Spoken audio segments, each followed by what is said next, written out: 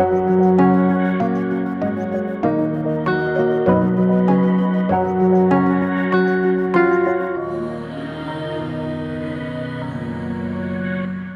പേര് ശ്രീജ, ഞാൻ മാവേലിക്കരയിൽ നിന്നും വരുന്നു.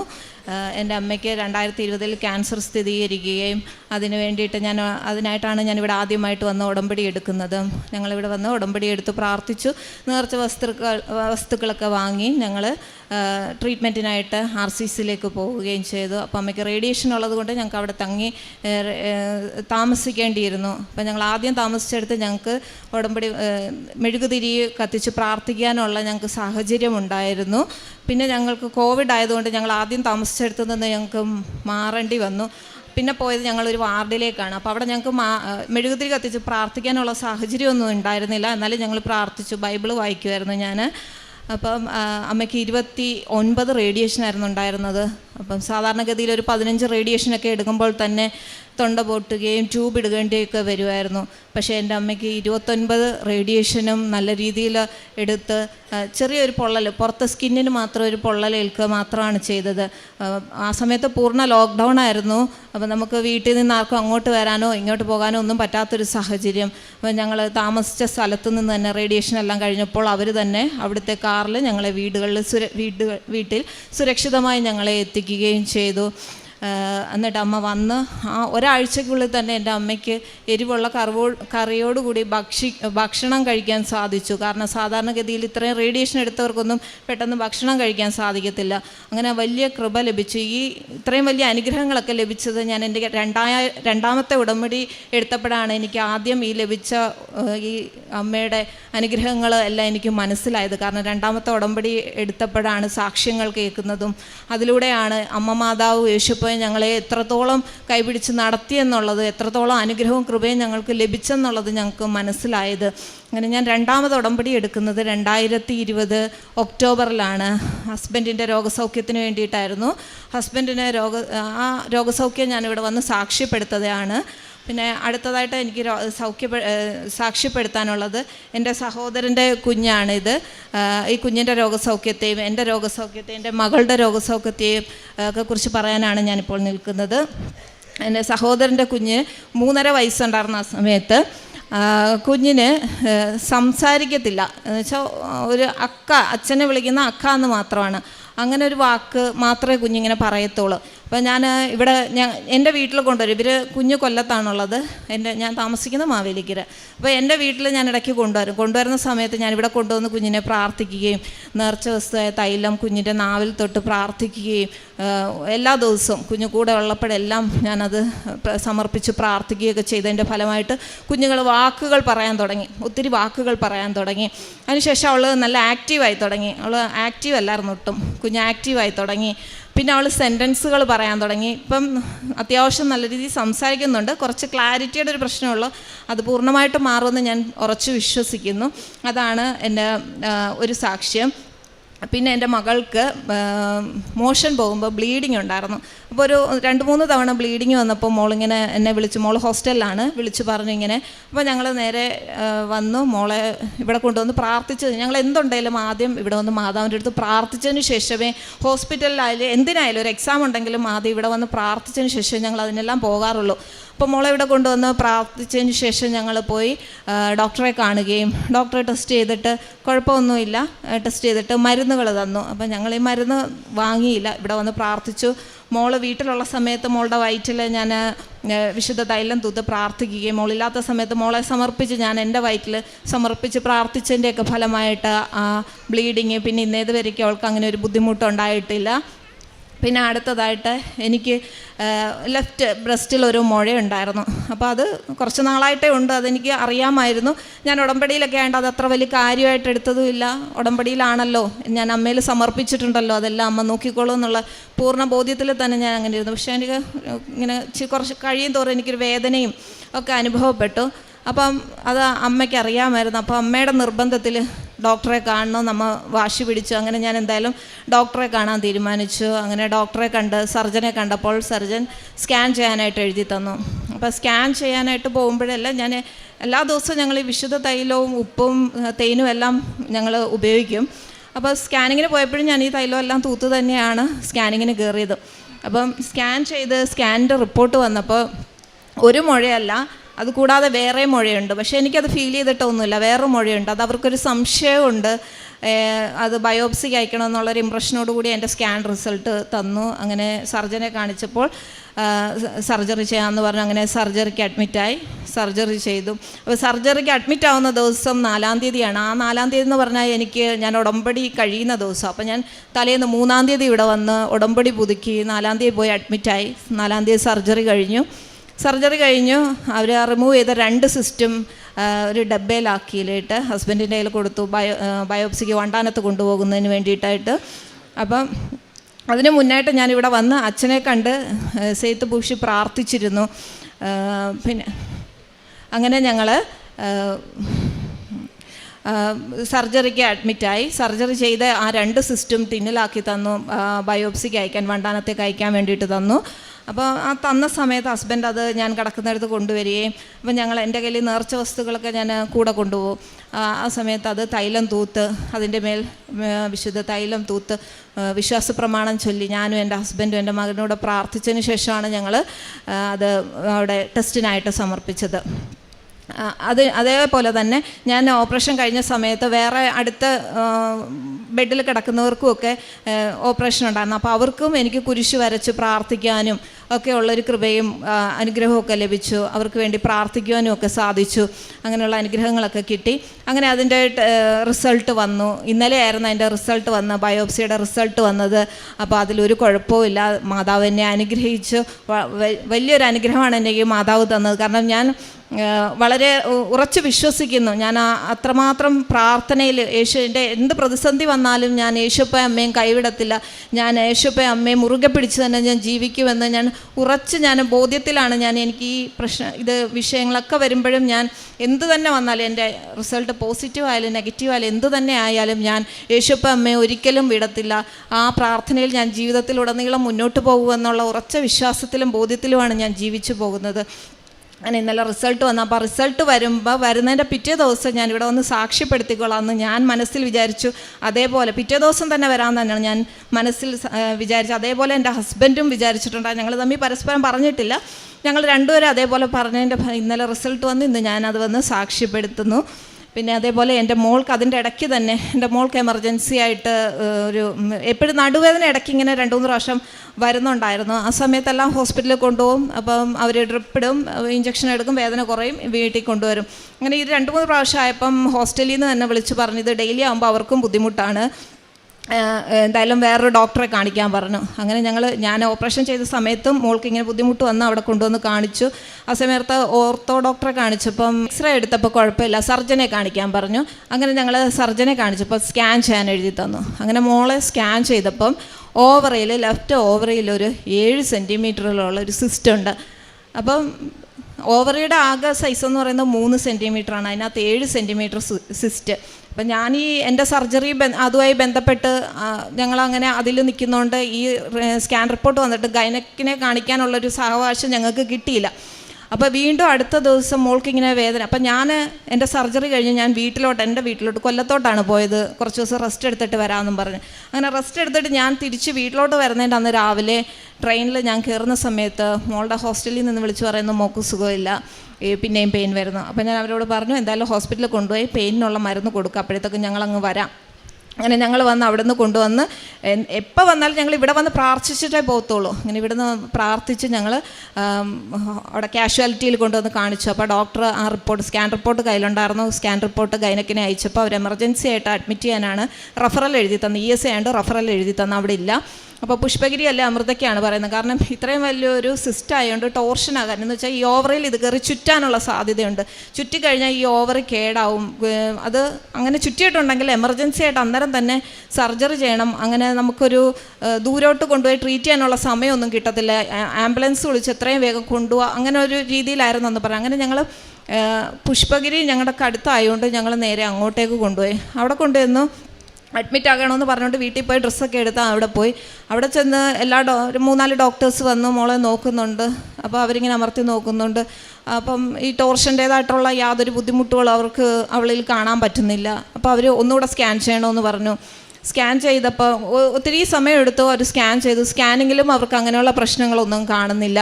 അപ്പോൾ അവർക്ക് അഡ്മിറ്റ് ചെയ്യാൻ പറ്റത്തില്ല. കാരണം എമർജൻസി ആയിട്ട് ESA എന്ന് നമുക്ക് അഡ്മിറ്റ് ചെയ്യാൻ എഴുതി തന്നിട്ട് അവർക്ക് അവിടെ അഡ്മിറ്റ് ചെയ്യാൻ പറ്റത്തില്ല. അങ്ങനെയുള്ള പ്രശ്നമില്ല. ബ്ലഡ് ടെസ്റ്റ് ചെയ്യണം. ഇനി അടുത്ത ബ്ലഡ് ടെസ്റ്റ് ചെയ്തിട്ട് അതിലെന്തെങ്കിലും കുഴപ്പമുണ്ടെങ്കിൽ മാത്രം നമുക്ക് അഡ്മിറ്റ് ചെയ്യാമെന്ന് പറഞ്ഞു. ഞാൻ പറഞ്ഞു വേണ്ട, അവിടെ അതുമല്ല ലാപ്രോസ്കോപ്പിയെ നമുക്ക് മോള് 18 വയസ്സായതുകൊണ്ട് ഓപ്പൺ സർജറി നമുക്ക് പറ്റത്തില്ല, ലാപ്രോസ്കോപ്പി ചെയ്യാൻ പറ്റുള്ളൂ. അപ്പം പുഷ്പഗിരിയിൽ അതില്ല താനും. അപ്പം ഞങ്ങൾ വിചാരിച്ചു എന്തായാലും ലാപ്രോസ്കോപ്പി ഉള്ളൊരു ഹോസ്പിറ്റലിലേക്ക് കൊണ്ട് എന്തായാലും ഈ സർജറി സിസ്റ്റ് റിമൂവ് ചെയ്യണമല്ലോ, വേറെ പ്രശ്നങ്ങളൊന്നും ഈ ടോർഷൻ അല്ലേ പോലും നമുക്ക് എന്തായാലും റിമൂവ് ചെയ്യണമല്ലോ. അപ്പോൾ അവരങ്ങനെയുള്ള ടോർഷനൊന്നുമില്ല എന്നും പറഞ്ഞിട്ട് അവർ പൊക്കോളാൻ പറഞ്ഞു. അങ്ങനെ ഞങ്ങൾ വൈകിട്ട് ഒരു 10 മണിയായപ്പം രാത്രി വീട്ടിൽ വന്നു. അങ്ങനെ ഞാൻ വെളുപ്പിന് 3 മണിക്ക് ഞാൻ പ്രാർത്ഥിക്കും, കരുണക്കുന്ത് ചൊല്ലും. ആ സമയത്ത് ഞാൻ പ്രാർത്ഥിക്കാൻ എണീറ്റപ്പോൾ മോള് വീണ്ടും കരച്ചിൽ ഭയങ്കര, നമുക്ക് വന്നു കഴിഞ്ഞാൽ വേദന വന്നു കഴിഞ്ഞാൽ നിൽക്കാനും ഇരിക്കാനും ഒന്നും പറയും, ശ്വാസം മുട്ടലും ഭയങ്കര പെയിനാണ്. നമുക്ക് പറഞ്ഞറിയാം, അവൾ പറഞ്ഞ ചത്തു പോകുന്ന പോലത്തെ വേദനയാണെന്നാണ് പറയുന്നത്. അപ്പം പെട്ടെന്ന് ഞാനും ഹസ്ബൻഡും കൂടെ മോളെ വെച്ച് 2 വീലറിൽ വെച്ച് മാവേലിക്കര ഗവൺമെൻറ് ഹോസ്പിറ്റലിൽ കൊണ്ട് അവിടെ ഇതേപോലെ പെയിൻ്റെ മരുന്ന് കൊടുത്തു. അത് 1 മണിക്കൂർ അവരുടെ ഒബ്സർവേഷനിൽ വെച്ചിട്ട് അടുത്ത ദിവസം ഗൈനക്കിനെ കാണിക്കാൻ പറഞ്ഞു. അങ്ങനെ ഞങ്ങൾ പിന്നെ ഇങ്ങനെ വീട്ടിൽ വന്നിട്ട് രാവിലെ തന്നെ കൊല്ലത്തെ ഒരു ഹോസ്പിറ്റലിൽ ലാപ്രോസ്കോപ്പിയുള്ള ഹോസ്പിറ്റലിൽ കൊണ്ടുവന്ന് അവിടെ കാണിച്ച് അവിടെ ഗൈനക്കിനെ കാണിച്ചപ്പോൾ അവർ ലാപ്രോസ്കോപ്പിക് സർജനിലോട്ട് റെഫർ ചെയ്ത്. അപ്പം ആദ്യം കണ്ട ഡോക്ടർ വളരെ സ്നേഹത്തിൽ, നിങ്ങൾ ഒന്നുകൊണ്ടും പേടിക്കേണ്ട, എന്ത് തന്നെ ആയാലും നമുക്കിതിനുള്ള ഒന്നുകിൽ സർജറി അല്ലെ ട്രീറ്റ്മെൻ്റ് ആണെങ്കിൽ അതെന്താണെങ്കിലും ഞങ്ങൾ ചെയ്തു തരാം, മോളൊരു കാരണവശാലും വിഷമിക്കേണ്ട എന്ന് പറഞ്ഞുകൊണ്ട് ഞങ്ങളെ വളരെ സമാധാനത്തിൽ ആ ഡോക്ടറും അവിടെ നിന്ന് ആ സിസ്റ്ററും ഒക്കെ ഞങ്ങളോട് നല്ല രീതിയിൽ പെരുമാറി. അപ്പോൾ നമുക്കൊരു വലിയൊരു സമാധാനം തോന്നി. എന്നിട്ട് ഞങ്ങളെ സർജൻ്റെ അടുത്തേക്ക് വിട്ടു. അപ്പോൾ സർജൻ ഇത് കണ്ടിട്ട് പറഞ്ഞു എന്തായാലും സിസ്റ്റ് റിമൂവ് ചെയ്യണം, അപ്പം ലാപ്രോസ്കോപ്പിക് സർജറി ആണ്.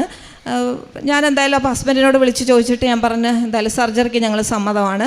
അപ്പോൾ ഡോക്ടർ പറഞ്ഞെന്ന അനസ്തേഷ്യയുടെയും കാർഡിയോളജിസ്റ്റിൻ്റെയൊക്കെ ഫിറ്റ്നസ് വാങ്ങിയിട്ട് അങ്ങനെ ഞങ്ങൾ അതെല്ലാം ഫിറ്റ്നസ് എല്ലാം എടുത്ത് അന്ന് തന്നെ അഡ്മിറ്റായി. പിറ്റേ ദിവസം രാവിലെ തന്നെ സർജറി ചെയ്ത് മോളെ സർജറി ചെയ്ത് കൊണ്ടുപോകുന്ന സമയത്തെല്ലാം ഞാൻ തൈലം തൂത്ത് പ്രാർത്ഥിക്കുകയും ഉപ്പെല്ലാം വെച്ച് പ്രാർത്ഥിക്കുകയും ഞാൻ മോളുടെ കയ്യിൽ കൊടുത്തു വിട്ട് അവിടെ കയറുമ്പോൾ അത് വെച്ച് പ്രാർത്ഥിക്കണമെന്നെല്ലാം പറഞ്ഞു കൊടുത്തുവിട്ട് പ്രാർത്ഥിച്ചു.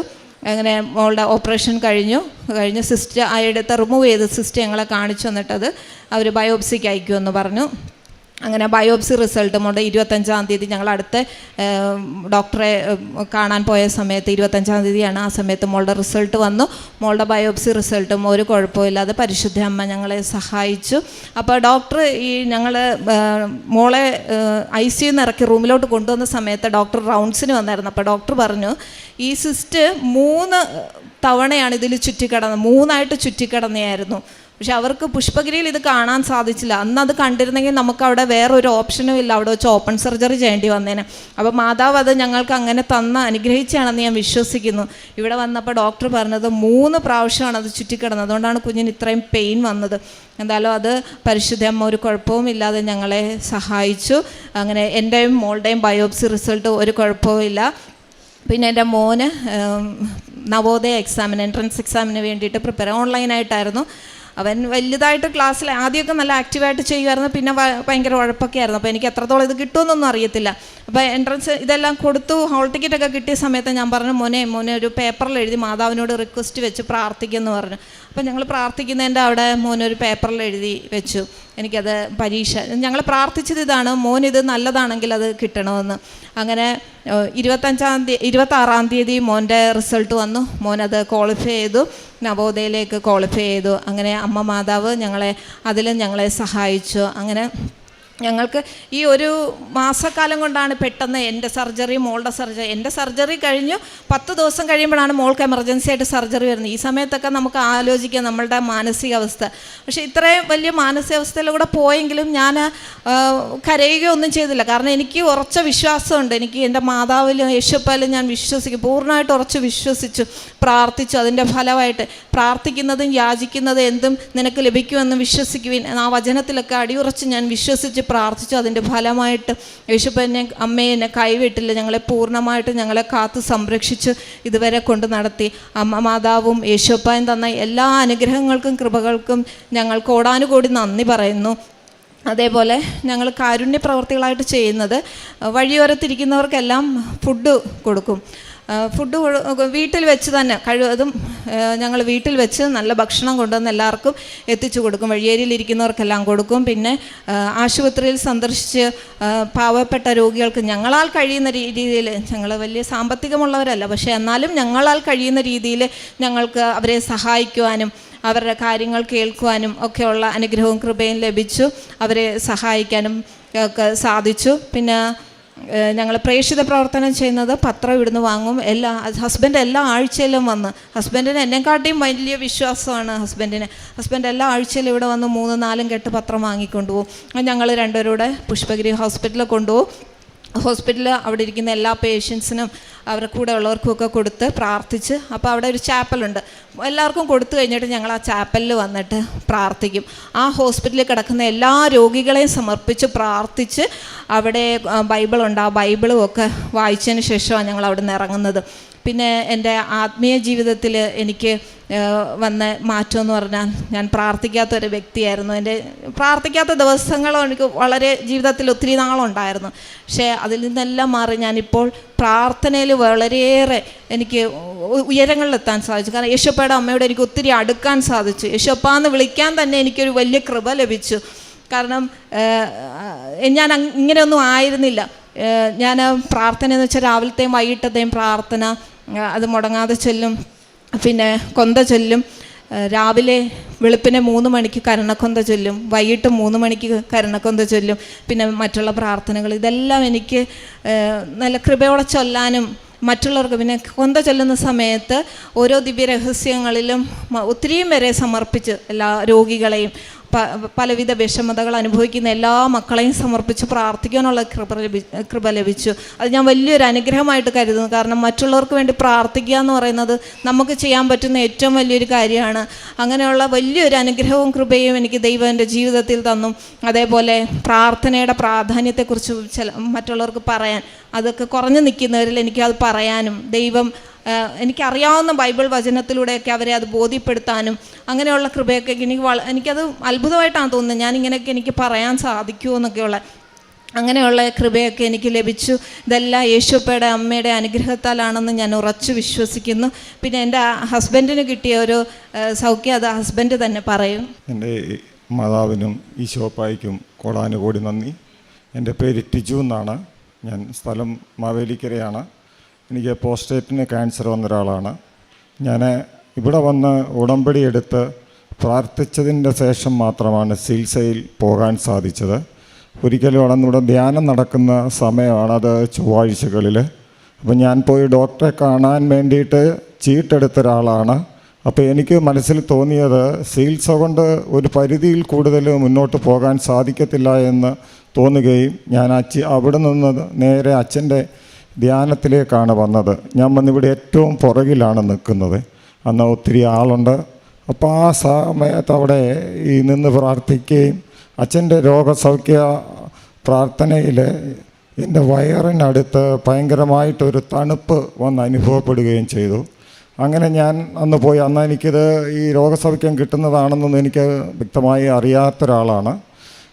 അത് കഴിഞ്ഞിട്ട് ഞാൻ പിന്നെ പോയിട്ടാണ് ഡോക്ടറെ കാണുന്നത്, അന്നേ ദിവസം തന്നെ ഉച്ച കഴിഞ്ഞിട്ട്. അത് കഴിഞ്ഞ് ഞാൻ വീട്ടിൽ ചെല്ലുമ്പോൾ ഒരു യൂറിൻ പാസ് ചെയ്ത സമയത്ത് ഒരു ബ്ലഡ് പോലെ വരികയും അതിലൊരു എന്തോ ഒരു വസ്തു പുറത്തേക്ക് പോവുകയും ചെയ്യുന്നതായിട്ട് കാണാൻ സാധിച്ചു. അപ്പോൾ ഞാനതൊന്നും അത്ര കാര്യമാക്കിയില്ല. ഇടയ്ക്കിടയ്ക്ക് ഇങ്ങനെ ബ്ലഡ് പോകുമായിരുന്നു. പിന്നീട് ഞാൻ പോയി ചികിത്സ തുടങ്ങുന്ന സമയത്ത് ഇവിടെ ഒരു മരുന്നും കഴിക്കുന്നതിന് മുമ്പ് എൻ്റെ PSA വാല്യൂ 39 പക്ഷേ ചികിത്സ തുടങ്ങുമ്പോൾ അവരൊന്നുകൂടി PSA ടെസ്റ്റ് ചെയ്യുമ്പോൾ 26 അത് കുറഞ്ഞു. അങ്ങനെ 3 മാസം കഴിഞ്ഞപ്പോൾ എൻ്റെ PSA വാല്യൂ 4 താഴെയായി. ഇപ്പോഴെനിക്ക് 0.020 അതിൻ്റെ വാല്യൂ നിൽക്കുന്നത്. അപ്പോൾ അതിനോടൊപ്പം തന്നെ ഇതിനിടയ്ക്ക് ഒരു ദിവസം എനിക്ക് ബ്ലീഡിങ് വരികയും, അപ്പോൾ ഈ റേഡിയേഷൻ എടുത്ത സമയത്ത് ഞാൻ ഒറ്റ ദിവസം പോലും എന്നെ മാതാവ് ഒരു ഹോസ്പിറ്റലിൽ കിടത്താനുള്ള ഇതുണ്ടായിട്ടില്ല. ഞാൻ എല്ലാ ദിവസവും സ്വന്തമായി വണ്ടി ഓടിച്ചു പോയിട്ട് ഞാൻ സ്വന്തമായിട്ട് തന്നെയാണ് ഹോസ്പിറ്റലിൽ പോയി തിരികെ വരികയും, അത് 12 മണിക്ക് തിരിച്ചു വന്നാൽ എനിക്കൊരു കൺസ്ട്രക്ഷൻ വർക്കാണ്, ഞാൻ സൈറ്റിലേക്ക് പോവുകയാണ് ചെയ്യാറുള്ളത്. ഇതുവരെയും അതേ രീതിയിൽ തന്നെ ഞാൻ തുടരുകയും ചെയ്യുന്നുണ്ട്. അതുകൊണ്ട് ഒരു ദിവസം പോലും നമുക്ക് ഇത്രയും ചൂടുള്ള സമയത്ത് ഞാൻ 2 വീലറിലാണ് ഇവിടെ മാതാവിനെ കാണാൻ വന്നുകൊണ്ടിരിക്കുന്നത്. ഈ കഴിഞ്ഞ ദിവസവും ഞാൻ വന്നിരുന്നു ഇവിടെ. ഇപ്പോൾ ഇവിടുന്ന് ഒരു 65 കിലോമീറ്റർ ദൂരമുണ്ട് എൻ്റെ വീട്ടിലേക്ക്. അവിടെ നിന്ന് ഞാൻ തുടങ്ങുന്ന ഈശോയെ വിളിക്കാൻ തുടങ്ങിയാൽ ഇവിടെ വരെ വിളിക്കും, ഇവിടുന്ന് തിരിച്ച് അവിടെ വരെയും വിളിക്കും. അപ്പോൾ ആ ഒരു രീതിയിൽ പോയത് കൊണ്ടായിരിക്കാം എനിക്ക് ഈ ഒരു രീതിയിലും മറ്റൊരു സർജറിയെ ഞാൻ ഇവിടെ വന്ന് പ്രാർത്ഥിച്ചപ്പം മാതാവിനോട് പറഞ്ഞത് എൻ്റെ ശരീരത്തിലൊരു കത്തി വെക്കാനുള്ള ഇടയുണ്ടാകരുത്, അങ്ങനെയെങ്കിൽ അടുത്ത വർഷത്തെ ജപമാലയിൽ ഞാൻ പങ്കെടുത്തു കൊള്ളാമെന്ന് പറഞ്ഞിരുന്നു. ഈ പ്രാവശ്യത്തെ ജപമാലയിൽ ഞങ്ങൾ കുടുംബത്തോടെ പങ്കെടുക്കുകയും മാതാവ് ഞങ്ങളെ അനുഗ്രഹിക്കുകയും ചെയ്തു. ഒത്തിരിയും രോഗസൗഖ്യങ്ങൾ ഞങ്ങൾക്ക് പല തവണയായി കിട്ടിയിട്ടുണ്ട്. പക്ഷേ ഓരോ സമയത്തും ഞങ്ങൾ അച്ഛൻ പറയുന്നത് പോലെ കഷ്ടതകൾ വരുമ്പം വിട്ടുപോകാതെ ഞങ്ങൾ പിന്നെയും പിന്തുടരുന്നത് കൊണ്ടായിരിക്കാം ഇപ്പോൾ ഞങ്ങളെ ഈ സന്തോഷത്തിൽ ഇവിടെ നിലനിർത്തുന്നതെന്ന് ഉറച്ച് വിശ്വസിക്കുന്നു. ഞങ്ങളെല്ലാ സ്ഥലങ്ങളിലും രോഗികളെ കാണുകയും രോഗസൗഖ്യത്തിന് വേണ്ടി അവരോട് പ്രാർത്ഥിക്കുകയും അവരൊക്കെ ഇവിടെ വരികയും ചെയ്യുന്നുണ്ട്. മറ്റൊരു കാര്യമെന്ന് പറഞ്ഞാൽ അച്ഛൻ പറയുന്നത് പോലെ ഈ പത്ര വിതരണമാണ്. അതെനിക്ക് ഒരു രോഗസൗഖ്യം അങ്ങനെ കിട്ടുകയും ചെയ്തിട്ടുണ്ട്. എനിക്ക് രണ്ടാമത് ഈ ചൂട് സമയത്ത് പിന്നെ ഒരു ദിവസം ബ്ലീഡിങ് കണ്ടു. അങ്ങനെ ഡോക്ടറെ കാണാൻ ഞാൻ പോയ സമയത്ത് ഡോക്ടർ ഒരു ഗുളിക തന്നിട്ട് പറഞ്ഞു, ഇത് തീരെ നിവർത്തിയില്ലെങ്കിൽ മാത്രം കഴിക്കണം, അല്ലെങ്കിൽ ഇത് കഴിക്കരുതെന്ന് പറഞ്ഞു. അപ്പോൾ എനിക്ക് തോന്നി ഇതെന്തോ ബുദ്ധിമുട്ടുണ്ടാക്കുന്ന ഗുളികയാണ്. അപ്പോൾ അതുകൊണ്ട് ഞാൻ കഴിച്ചില്ല. അതിൻ്റെ പിറ്റേ ദിവസം ഒന്നുകൂടി ഡോക്ടറെ ചെന്ന് കണ്ടു. അപ്പോൾ പുള്ളി പറഞ്ഞു വേറൊരു ഡോക്ടർക്ക് എഴുതി തന്നു. അപ്പോൾ ആ ഡോക്ടറെ കാണാൻ വേണ്ടി ഇരിക്കണമെങ്കിൽ 2:30 മണി സമയമാവും. ഞാൻ 9:30 അവിടെ ചെന്ന ആളാണ്. അപ്പം മോളും ഞാനും ഉണ്ട്. അപ്പം 2:30 പറ്റുള്ളൂ എന്ന് പറഞ്ഞപ്പോൾ ഞങ്ങളവിടെ വെയിറ്റ് ചെയ്തു. അപ്പോൾ ആ സമയത്ത് എൻ്റെ കയ്യിൽ എപ്പോഴും ഈ പത്രം കാണും. അപ്പോൾ ഞാൻ ഈ പത്രം കൊണ്ട് അവിടെ ടൗണിലും ഹോസ്പിറ്റലും ഒക്കെ പോയി കൊടുത്തിട്ട് തിരിച്ചു വന്ന സമയത്ത് ഞാൻ അവിടെ ഇരിക്കുന്ന സമയത്ത് ഈ ഡോക്ടർ വന്നു. 2:30 ആയപ്പോൾ അപ്പോൾ നേഴ്സ് പറഞ്ഞു ഡോക്ടർ വന്നിട്ടുണ്ട്, നമുക്ക് പോയി കാണാമെന്ന് പറഞ്ഞു. അപ്പോൾ ഞാൻ എന്നെ കൂട്ടി ഡോക്ടറുടെ അടുത്തേക്ക് പോയി. ഞാൻ തൊട്ട് ഈ ക്യാമറയുടെ അത്രയും ദൂരം എത്തിയപ്പോൾ ഈ ഡോക്ടർ അവിടെ നിന്ന് എണീച്ചങ്ങ് പോയി. അദ്ദേഹം ഓപ്പറേഷൻ തിയേറ്ററിനകത്തോട്ട് കയറിപ്പോയി. അപ്പോൾ ആ നേഴ്സ് പറഞ്ഞു പുള്ളി ഇറങ്ങി വന്നിട്ട് കാണാമെന്ന് പറഞ്ഞു. ആ ഇരിപ്പ് ഞാൻ അവിടെ ഇരുന്ന് 5:30 മണി വരെ ഇരുന്നു. അപ്പോൾ എൻ്റെ തൊട്ടപ്പുറം ഇരിക്കുന്ന ഒരു ചോട്ട് എപ്പോഴാണ് സമയം തന്നതെന്ന് ചോദിച്ചു. ഞാൻ പറഞ്ഞു 2:30 അപ്പോൾ ഇപ്പോൾ സമയത്ത് ഞാൻ പറഞ്ഞു 5:30 അങ്ങനെയാണെങ്കിൽ ഇനി ഈ പുള്ളിയെ കണ്ടിട്ട് എപ്പോൾ പോകാനാ, അതുകൊണ്ട് ഞങ്ങൾ വീട്ടിലേക്ക് പോകാം, ചേട്ടൻ വരുന്നെങ്കിൽ പൈസ നമുക്ക് തിരിച്ചു വാങ്ങിക്കാമെന്ന് പറഞ്ഞു. അപ്പോൾ ഞാനത് കേട്ട് കഴിഞ്ഞപ്പോൾ എനിക്കും പെട്ടെന്ന് അങ്ങനെ തോന്നി. ഞാൻ പോയി പൈസ തിരിച്ചു വാങ്ങിച്ചിട്ട് അപ്പോൾ അവിടെ പോയി ബഹളമൊക്കെ ഉണ്ടാക്കി. അത് ഭയങ്കര ഇതായി. അപ്പോൾ അത് കഴിഞ്ഞ് ഞാൻ നേരെ പൈസ തിരിച്ചു വാങ്ങിച്ചു കഴിഞ്ഞപ്പോൾ എനിക്ക് ഒന്നുകൂടെ മൂത്രം ഒഴിക്കണമെന്ന് തോന്നി. ഞാൻ പോയി യൂറിൻ പാസ് ചെയ്ത സമയത്ത് ഈ ബ്ലഡ് കണ്ടില്ല. സാധാരണഗതിയിൽ യൂറിൻ പാസ് ചെയ്ത് ലാസ്റ്റ് വരുന്നത് ബ്ലഡാണ്, അല്ലാതെ ടെസ്റ്റിനൊന്നും പോകേണ്ട കാര്യമില്ല, അത്രയ്ക്ക് ഇതായിട്ട് വന്നുകൊണ്ടിരുന്നു. അപ്പോൾ ആ ഒരു കാര്യം പിന്നീട് ഇതുവരെ ഞാൻ അതിനു വേണ്ടി മരുന്നോ അല്ലെങ്കിൽ മറ്റൊന്നും ചെയ്തിട്ടില്ല. ആ പത്രം കൊടുത്ത് വന്ന് കഴിഞ്ഞപ്പോൾ ഇത് മാറുകയും ചെയ്ത് ഇതുവരെ പിന്നെ അതിനെപ്പറ്റി വന്നിട്ടില്ല. പിറ്റേ പ്രാവശ്യം ചെന്നപ്പോൾ ഡോക്ടർ എന്നോട് ചോദിച്ചു അന്ന് എന്തു മരുന്നാണ് കഴിച്ചതെന്ന് ചോദിച്ചു. അപ്പോൾ ഞാൻ ഡോക്ടർ പറഞ്ഞു ഡോക്ടർ ഞാൻ മരുന്നൊന്നും കഴിച്ചില്ല, ഇതുപോലെ ഞാൻ മാതാവിൽ വിശ്വസിക്കുകയും മാതാവിൻ്റെ പത്ര വിതരണം ചെയ്യുകയും ചെയ്തു എന്ന് പറഞ്ഞു. അപ്പോൾ ഈ കേട്ട ഡോക്ടർ അദ്ദേഹം അദ്ദേഹം ഒരു മുസ്ലിം സമുദായത്തിൽപ്പെട്ട ഒരാളും.